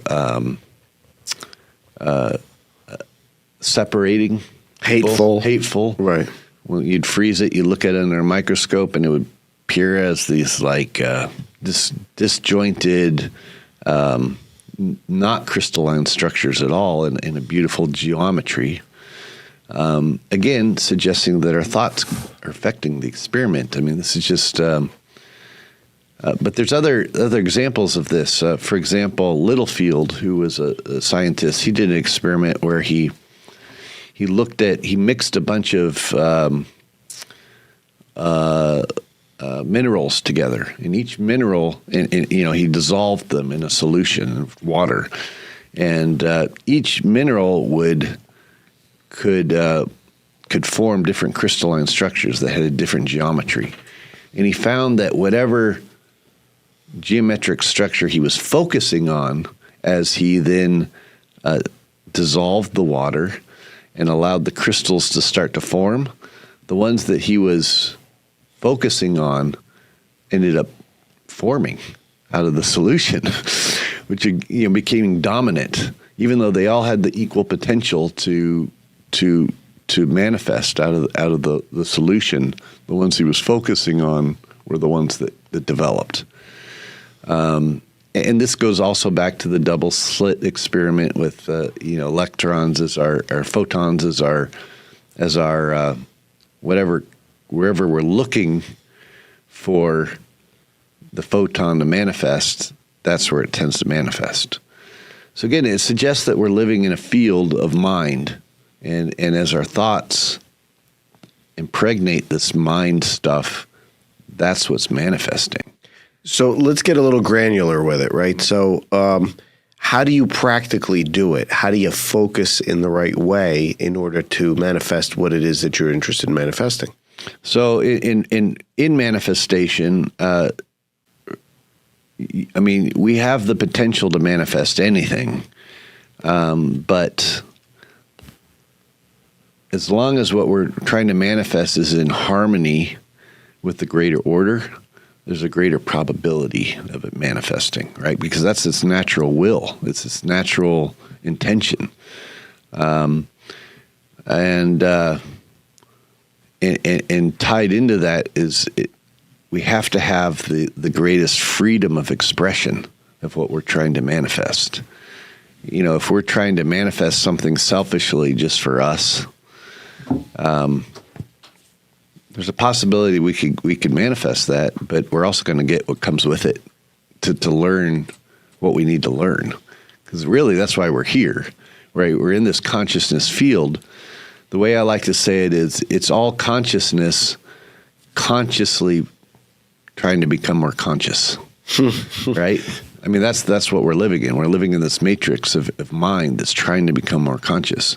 And when we become ambassadors or working tools to help allow that to manifest, that's when it all aligns in harmony with us to help it come to be.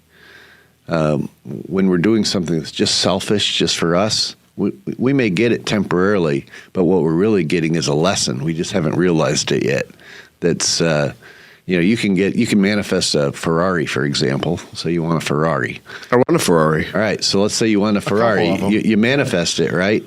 But if you're also going to get what comes with it, which is the bills to upkeep it, the struggle of having to maintain it, and eventually you're going to come to a point where you decide you don't want a Ferrari anymore, right? Because you didn't really need a Ferrari to begin with. It was just something you selfishly wanted. Mm-hmm. And this kind of goes back to what I believe is a misinterpretation of ancient texts. There's a text known as the Testament of Solomon, where it talks about how Solomon was enslaving these jinn to build his temple for him, or demons. The Hebrew text refers to it as demons that he was trying to enslave to build his temple for him, right? Some of the more Middle Eastern Islamic texts refer to it as jinn. I mean, the Quran talks about how Solomon basically enslaved these jinn to build his temple for him. And it was only after they eventually realized that Solomon was dead that they stopped working on the temple and left. Almost like they were these automaton that were put in place to do this, that had to be ordered. Well, from a symbolic standpoint, those demons just really represent our lower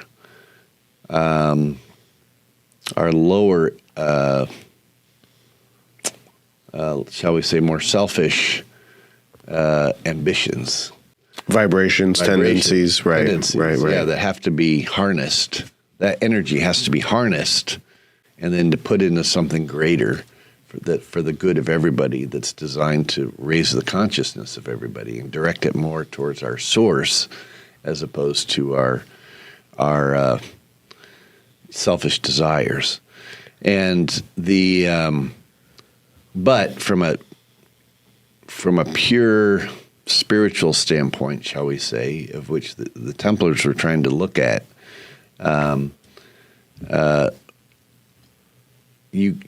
you cannot manifest unless you believe in absolute freedom of expression, right? Because that's where consciousness comes into its pure potential, in its pure awakened state, which is part of why Templars have always believed in freedom. People have to have the freedom to do things. So you would never want to enslave anything to begin with, even a demon, right? Because even a demon, whatever you want to call that, an energy, an entity, whatever, is also growing and is also waking up, right? It's also learning to become closer to the source. It's just so lost. It's so selfish. It's so self-absorbed that it's disconnected from source. But we want, in order for matter, what we call matter, to be fully conscious, it has to have the freedom to make mistakes and to wake up and to learn to be connected. And so even the demons in the abyss are learning to wake up. And so the utility, the pure expression, once you become fully conscious, you're trying to help everything become more conscious. So therefore, you would never want to enslave anything to begin with. So to that point, would you say, when people say they have their own demons, that means they could eradicate it by moving towards that consciousness and the light? So maybe somebody suffers from depression or addiction or whatever else. Right. They could eradicate those demons. I guess in the same token, could we then elaborate, what would you posit? Does the devil exist? Does evil exist? Is Lucifer really a being as people talk about it, or is it more allegory or symbology, or symbolic, I should say? Yeah, I interpret it more allegorical. I think at the end of the day, even if you believed in a devil who's tempting people, he's tempting people to help them learn to make the right decision. So he's actually there. He's just not doing what we think he's doing. Yeah, it may not even be an actual being, but rather a force, an energy that's designed to tempt us. Because it's when we make the choice to do something that's more towards the light, that's more towards connectedness, that we're part of the process of conscious awakening, right? And he's helping that process in a way, or it, right? By tempting us, we strengthen our resolve to do the right thing. And if we never had that test, we may not be conscious of it. So in that instance, it's a necessary part of the system. In fact, from the Gnostic, from the Gnostic standpoint, we live in a prison planet created by a selfish, self-absorbed being, and who's not the true God. The demiurge. Demiurge, right. And that under the demiurge are a number of archons or arcanic forces, which are designed to keep us imprisoned here, right? They're constantly trying to keep us imprisoned here. And it's only through awakening that we escape the prison, right? That we recognize there's actually more to what's going on, and we recognize our true potential, which is connected with that source, the true God, beyond all of this. And that's a process we all have to go through. And there are mystery traditions, of which I would include Freemasonry. The whole process of initiation within Freemasonry is to gradually wake you up and to pass those wardens with the right passwords, with the right signs that show that you understand these higher truths, so they let you move on towards the Holy of Holies, right? But you have to be able to prove first that you've learned that lesson. And so this is what life's about, right? We're all given these temptations. We're all given these what we would call arcanic forces designed to keep us enslaved to a particular way of thinking. But it's only when we are able to move on past those by proving that our heart and our conscience is aligned with something deeper, that we are then able to witness greater light or greater connectedness. And but we're tested every step of the way. We are put before us just choices that we can make. And depending on how we make those choices, and we're all accountable for the choices we make. Some would call this karma. Some would call it, other things. But it's all about our choices. So how do we, as modern people, how do we integrate these lessons into our lives to help us to better understand and move to that ability where we reintegrate? Again, it's all about those choices. I mean, you're given a choice to go one way or another way with everything. It's the system is set up binary, almost like a computer, almost like a program, right? Where with every choice we make, it takes us down one path or another path. And it's the more we can focus on what's best for everybody around us, what's best for the world we live in, what's best for our own awakening and the awakening of everyone around us. As long as we keep that at the forefront of our intentions, our pure motivation, that's what starts to direct us to the right path. And if it's out of love or out of what's known as caritas, the extension of the heart, if you attune with that, your heart area prior to making a choice, your conscience will tell you what's the right path to go. And sometimes that path may not be pleasant. Sometimes it may be counterintuitive to our survival, right? I mean, you could get hurt. But as long as you're going down that path, the greater consciousness will always open up experience. And let me give you examples of that, like personal. I've been kicked out of Lebanon, and it was because I was going in Lebanon and I was trying to open up the political system there, which is largely controlled by terrorist organizations like Hezbollah, that are designed to keep people in fear, to keep them controlled in that system. One of the things I had the good fortune to be a part of a few years ago, talking about Freemasonry. Freemasonry in its pure form is all about this process of opening up, right? And to setting up stable systems that are based on this greater order of consciousness as opposed to keeping people in fear. And Freemasonry is illegal in Lebanon, just like it's always been illegal in territories that have had despots who have tried to control people, right, to their own advantage, to the leadership's advantage, not to the advantage of the people. And so Freemasonry was illegal. Now, it wasn't illegal to the point that you would be executed, like in some countries like Syria, but it was illegal to the point where you'd be thrown in jail, and they can make your life very uncomfortable, if they find out you're a Freemason.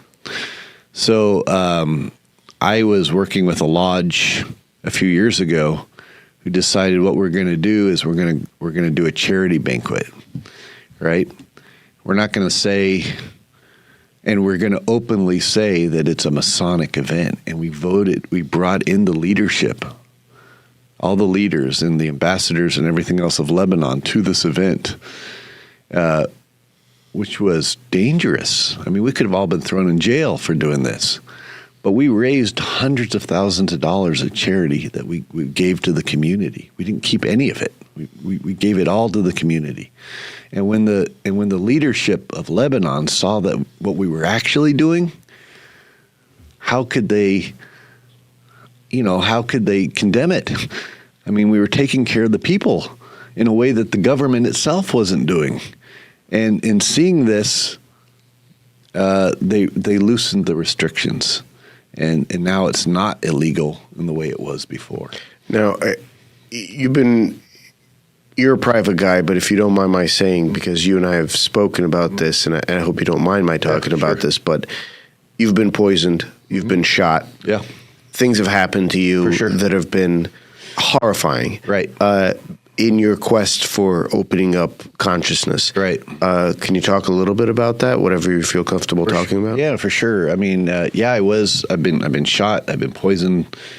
In fact, when I was poisoned, it caused some pretty serious damage to me at one point in time. You know, I was on dialysis, and I had, which is part of the gray pallor and some other things going on. Yeah. So it was bad. I mean, it was really bad.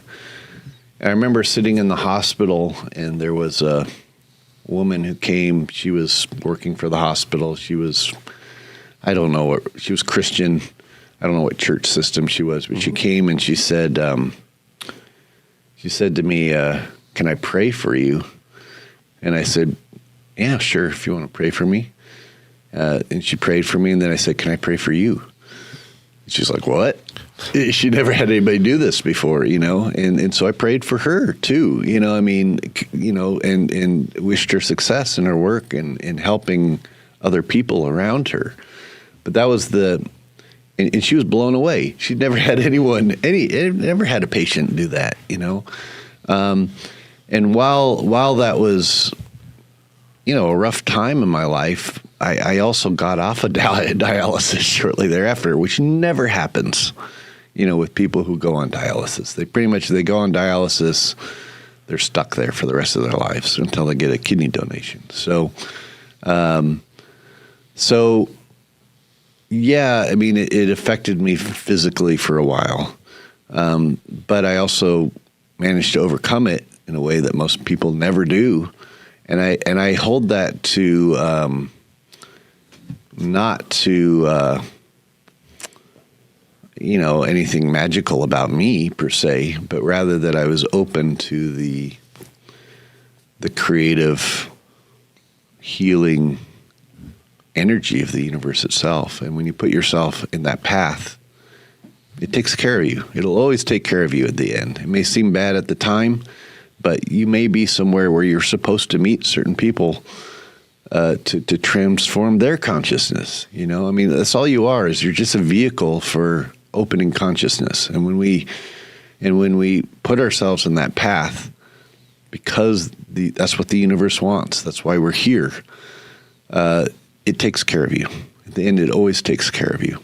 And at the end of the day, I believe in reincarnation. And whether you believe in reincarnation or you don't, it doesn't matter. You're still going to survive all that. Your consciousness is still going to survive all that and move on to greater levels of awakening. And that's what it's all about. So it's all good. It's such an inspiring thing you're talking about. I think we just love chatting with you, and you're such a fountain of information. We hope to have you back on the show again. It'd be such an honor for us to have you. And I know you made an opportunity to say, maybe we can get Graham Hancock or some of these guys on the show and get a sense of that. And all we want to do is be able to put out this information to the folks. And you're doing the work. You're raising consciousness, right? We're doing our best to do that. And we really just want to thank you from the bottom of our hearts for taking the time to be with us tonight and to be a part of this. And we hope you enjoyed it. I know that we did. Absolutely. And just quick random closing questions, rapid fire style. Sure. One, Denver Airport, where you flew in from. Sure. There's a lot of fun things circulating around that. I know you alluded to a plaque. Some family connections. Yeah, Lucifer. Some family connections and Lucifer and such. So Denver Airport was it was actually annexed from the city of Aurora. And my father was mayor of Aurora. My stepmother was a longest-serving city council member of Aurora, and they all had a part in helping to secure that and make that happen. And that whole region where Denver Airport is built is actually called the Airtropolis region. They're building it into its own little territory that right nearby is also the Space Force Base, Buckley Space Force Base. You can actually see it from DIA. I mean, it's within within just a couple miles of it. And they're building housing communities out there. And they have plaques on them dedicated to my father. The Gaylord Hotel, which is right there on that property. The convention center at the Gaylord is actually named after my father and Steve Hogan. And if anyone wants to look that up, they can. But and then when DI was built, of course, one of the conspiracy things that people love to point out is the Masonic sundial that's there in the airport. And it's right there on the south side of, in fact, if you're going through security on the south side of the main terminal, if you just over, towards the windows, you can find this plaque or this sundial. And it's a sundial, but it's also a time capsule that'll be opened up in the years ahead. It doesn't have anything earth-shattering in it. The Grand Lodge, I think he put some Harry Potter books in there because that's what was popular at the time. It's got some coins and some other things like that, from the era of when it was built. But it does have a Masonic Braille plaque on it so that people who are blind can read what it is. And which conspiracy theorists say, oh, this is some alien language or something. but that plaque was originally put on there by the secretary of my lodge, of East Denver Lodge, Warren Glover. Originally, it was a metal plaque, or it was a plastic plaque that we had on there for almost 10 years. And then Warren and I went and put a metal plaque on there. So I was partially responsible for putting that thing on there. But it was not a not an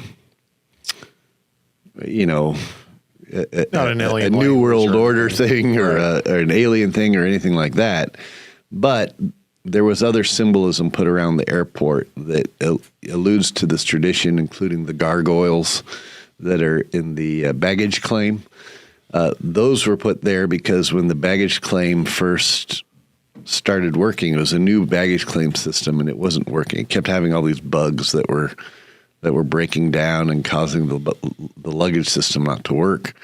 And so we put the gargoyles up there, to symbolically represent, getting rid of the evil spirits that were causing the bugs in the system. But now, and we thought it was cool symbolism, the same reason why they're put on the outsides of the cathedrals, to keep the negative energy away, or to scare people who identified with negative energy would be scared away by these protectors, right? So we did the same thing in the baggage claim area, which is now. They even have a robotic talking gargoyle now in one of the parts of the terminal. And then in more recent years, this has led to all kinds of crazy conspiracy theories with the art. There's also art in there of that depicts the world when we're out of harmony with it, and it shows animals in display cases instead of living in wild. It shows children dying of famine and disease. It shows the earth sick. It shows all the badness when we're out of harmony with our world. And then there's another painting that shows what the world looks like when we're in harmony. And it shows all the children of the world with the different flags all being in harmony together and working as together. And the animals thriving and vegetation growing. And what it's really saying is, look, we have a choice about what our future is. And we can choose the destruction or we can choose the harmony. Now, conspiracy theorists have interpreted this as, look, it says that we have to go through some war where everything dies in order for us to then achieve the harmony. And that's not really what it's saying. It's saying is we have a choice. And there's other art like that throughout the airport. But and then in more recent years, I also have family members that are responsible for the redevelopment of the terminal area. And so we've put up all kinds of, kind of tongue-in-cheek, while the airport's under construction, these, they're almost like billboards that say things like, Denver International Airport, is it really a secret alien lizard lair? And the answer is yes. Right. Absolutely. Yeah, Well, and I know we're basically up on time here, but I think it would be a disservice not to at least mention it. Yeah. So, your experience, UFOs, UAPs. Yeah. And the satellite to the sun, for sure. Oh, sure. Well, so I have done work with bringing down UAPs in the past. I used to do work for CSETI with Dr. Stephen Greer, where we basically have what's called a C5 experience, where it's personal interaction with UFOs or UAPs. The very fact that we can even bring them down, that process is through a conscious, intentional attunement with them, where we bring them in. The fact that we can even do that, again, suggests we're living in a consciousness field, and they've developed some sort of a consciousness technology interface that allows them to do that, to tune in on our thoughts and bring them in. And we've done that when I lead my tours to Egypt and to the Yucatan. Usually there's a part of it where we actually bring in UFOs or UAPs, so everyone can see them. And it's, and again, it's just proof that we're connected to a bigger sea of consciousness out there, and that all these beings is the reason why they don't show up most of the time is because we're terrible people. we're constantly fighting with each other. If you were driving by a territory like Compton or something, where people are constantly fighting all the time, do you really want to pull over and get gas and interact with everyone? Probably not. Well, it's no different with them. They don't want to interact with us unless we are in the right mindset of wanting to connect. And I think as we start to do that more, we're going to start to see them showing up more. So that's that background. I also used to work for the Space Labs up in Boulder, Colorado, which is still up there. It's in the Department of Commerce building, of all things, which has this huge underground network. But part of what the Space Labs do is they work on different projects. And the one I used to work on, which was on at the time, it was a classified satellite known as the Advanced Composition Explorer, or the ACE satellite. You can go online and find this satellite to this day.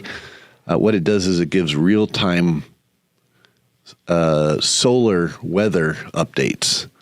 We have a satellite at an area known as the L1 point, where the gravity of the Earth and the gravity of the sun is equal, and it just looks at the sun constantly. And with different cameras and different sensors to detect what's coming out of the sun. Solar flares and such. Right. Yeah, and this is important to us because on a lower level, those solar flares can wipe out our satellites. They can wipe out our power grids in different ways that can really affect us. And in fact, if there was a large enough solar flare like the Carrington event, which took place in the late 1800s, if that were to happen today, it could wipe out our entire electrical system. It could wipe out everything we have stored digitally, all of our information. It could stop pumps that pump water and sewage and everything else. And the Defense Department has determined that if it was a large enough solar flare, within 2 months, 85% of the population could die.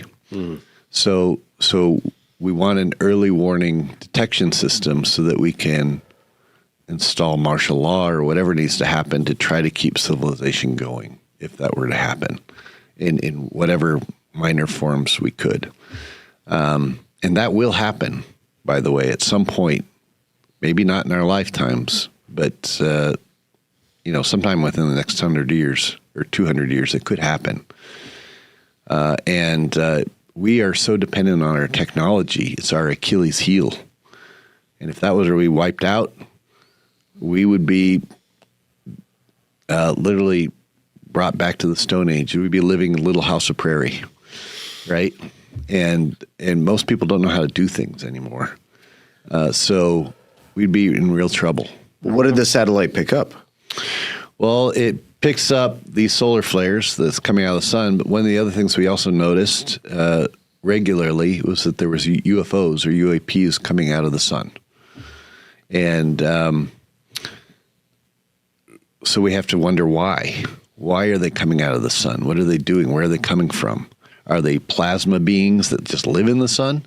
Or are they actual craft from another part of the galaxy or another part of the universe that are entering through wormholes? And one of them just happens to come out of our sun.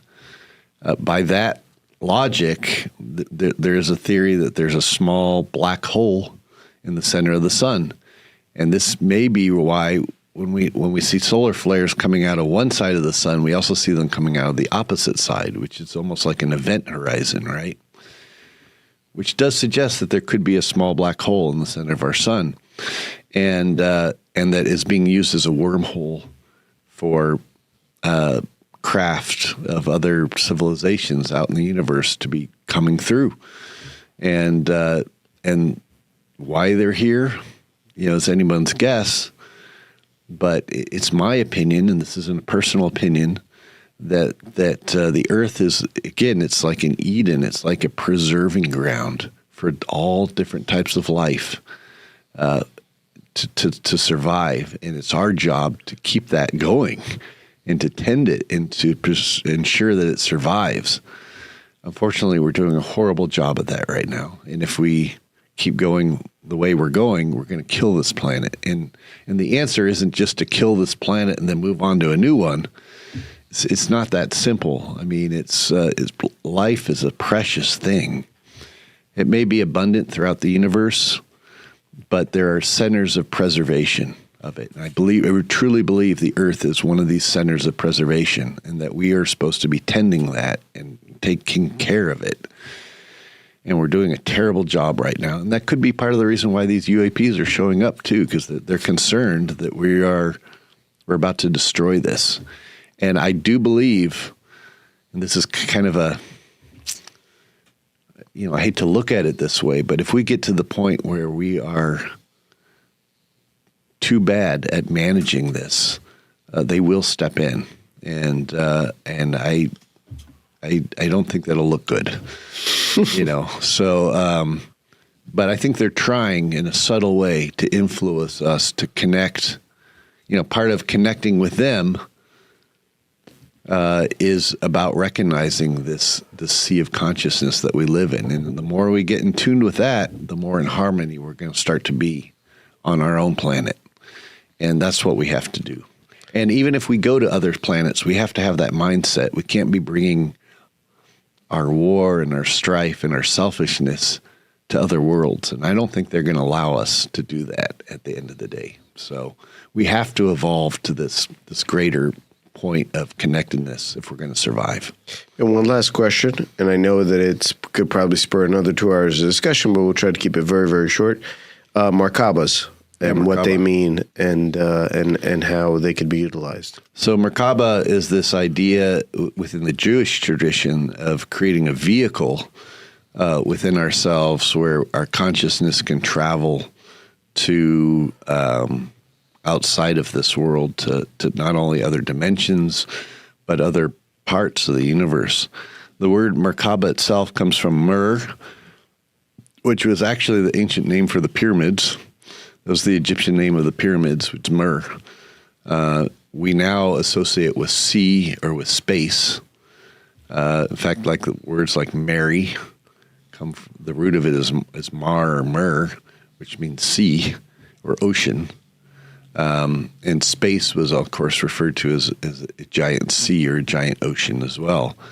And then the Ka and the Ba actually meant soul in Egyptian, and Ka was like the psychic body, right? The soul personality that forms its own psychic body. So combining the three of these, what you're creating is a new vehicle for ascension.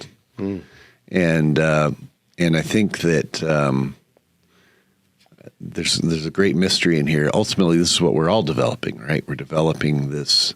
We're developing our soul impulse. We're developing our psychic body, which is like a fluid medium between the greater consciousness and our individual consciousness that gives it expression. And then, of course, the myrrh, the place of ascension, would be these pyramids. I think ultimately that's part of what their utility is. So, wow. I mean, cool stuff. It's deep, Absolutely. very deep. Incredible. But it's our destiny, right? That's where we're heading. Absolutely. And again, thank you so much for being on the show tonight. We would love to have you back in the future. Absolutely. We could certainly talk for hours, I'm sure. Yeah, for sure.